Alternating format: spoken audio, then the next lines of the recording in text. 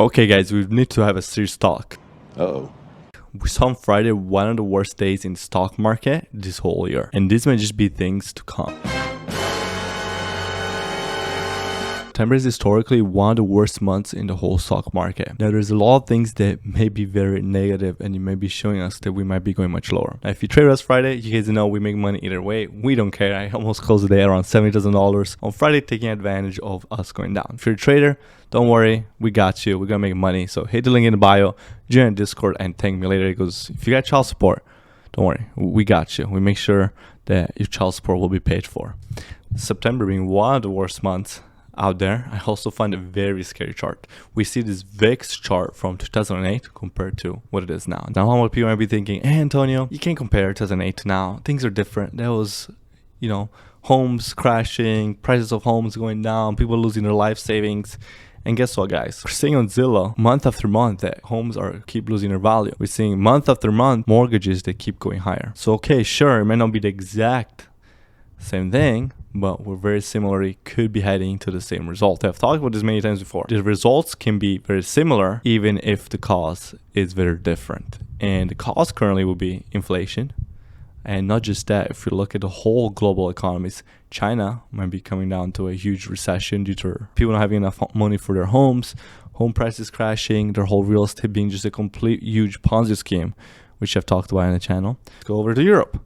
Go to Europe and look at the energy crisis they're having. They literally have to pay almost 1,000% what they were a couple years before on their energy because of the whole Russia situation, them trying to go green and not being as successful as they anticipated. You may think, okay, how do we care about this?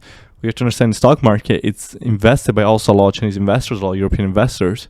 After economies take a dump, guess what the first thing they're going to do? Sell their shares, have to sell their stocks, have to sell their savings, stay afloat and survive, eat, and all the basics needed they might need. Let's take a look at in America. Is America things going a lot great? Well, the White House would say we're not in a recession. Okay, sure. Why is that? Their main reasoning is because they're saying that unemployment numbers just aren't as low as they should be for a recession. Every time that whenever unemployment is at its lowest level in history, which is great, it's quickly followed by recession, a high number of unemployment. It's all part of the cycle. It's fine. It is what it is. You have to understand this. And you cannot be in denial of it like the White House. You have to understand that we might see maybe a little pump because you still do have midterm elections coming into this winter. But overall, the macroeconomics is quite negative. Now, we see that we enter recession, actually, the unemployment number go up about 6 months to a year after recession. Why? You might be asking, people have less money, then they start firing. They don't fire people before the recession. They start firing. Companies start firing people after the recession. That's why we see a lot of companies either, one, not hiring anybody, or two, actually starting to lay offs and not hiring people. They're freezing their hiring process. Should be a big red signs for everybody. We see companies like Walmart, Target struggling with their earnings. Nvidia missed their revenue by $1 billion. One of the biggest and most innovative companies, tech companies out there. Nvidia we're so excited about missed their revenue by over $1 billion. Take that as you will, but things are just not looking too great. Then we go back to that VIX chart. If you're familiar with VIX, it's the volatility index, and whenever the VIX goes higher, stock market doesn't do well. It's very, very similar looking to 2008, and just looking at us, even just the S&P 500 chart, very similar to how it was looking in 2008. Now, one of the huge indicators that we need to keep an eye on for September is September 21st. The Federal Reserve is going to have a meeting. They're going to be talking about inflation. They're going to take a look at numbers. They're going to take a look at economical data, and maybe that could be our first sign of hope if, as people believe, inflation is cooling off, which I'm still very light on the idea that inflation is completely cooled off. The main reason is if we take a look at the oil charts, the oil, which is one of the leading indicators showing the signs of inflation, has not come to cool off as much as that people thought. Yes, I shorted oil. I made tons of money. I made over $200,000 shorting oil. But I told you guys that more than likely there was a big dip that was going to be coming, which it happened. We timed it. The day I posted the video was the exact day that oil topped off.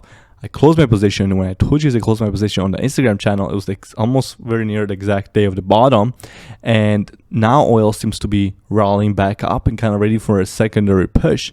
And now if we get this breakout, the oil is going to be extremely bearish for the markets. Why? Because it means inflation is going to be cooling off. Now, the Federal Reserve did come out and say they're willing to fight inflation as much as they can. That's why when we had this meeting on Friday, Jay Powell said he wasn't ready to drop the interest rates because he knows if he does that too early, it can happen in a very similar situation we saw in the 1980s. In 1980s, when they thought it beat inflation, they cooled off the interest rates a little too early, and the whole decade got completely destroyed. The stock markets had really bad years. We had long recessions. We had extremely high levels of unemployment, extremely high levels of inflation. It was just not a good time. So I'm glad that he's not giving up on raising his interest rates.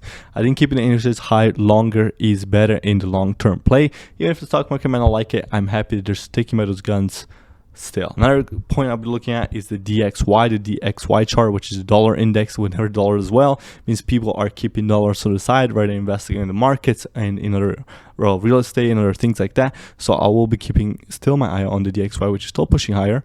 Currently, we're seeing some bearish divergence on the DXY, so I'll be happy if it has some kind of pullback, at least before, if it does want to go higher. Another thing I'll be looking at is the 10-year index, which is currently forming a head and shoulder pattern, which is currently a bearish pattern. And if that does break to the downside, that may be also good for the market. Some major indicators that I will be looking at. That's why you need to stay updated with the page. You make sure you hit the subscribe button. You make sure you hit the follow button on Instagram, where I post that stuff a little quicker because I don't have to edit it as much. And we all got to be aware of what indicators are out there. Even with all this negative news, guys, we have to remember that the best way to make money in the long term is to stay invested in the market. Time in the market always beats timing the market, even though here at the Big Gains Club, we time the market very often. So usually our buy levels are very, very good. And if you buy on the biggest red days, the bigger bear days, in long term, you actually tend to make a lot more money in 5 to 10 years. When the times they were tough, they leave. But sometimes the times are tough last longer. So that's why you have to be patient. You have to be committed. You have to do your due diligence on certain companies that you believe in long term. For example, Microsoft, you could have been down for the year 2000, all the 2010. But then once we got past that, you would have made a huge amount of returns on the Microsoft. Tesla, another example. Apple, the examples go on and on. That's why you got to make sure you do your research on your companies that you're investing in. But remember, stay invested in the markets is always better than waiting on the sideline for inflation to bit your cash on hand, or for you to even spend it on things that you shouldn't. Anyway, also for real estate, my plan is still similar. If I find a really good opportunity, I will take it, especially now that I can make lowball offers on certain properties because people are desperate to sell. So leave in the comments down below, where do you think we're going? Are we going into a recession? Are we not? Is this all FUD? Do you think September will be very bullish? What's the Federal Reserve going to do in September? What's the CPI report going to be? And as always, I'll see you guys in the next video. Peace.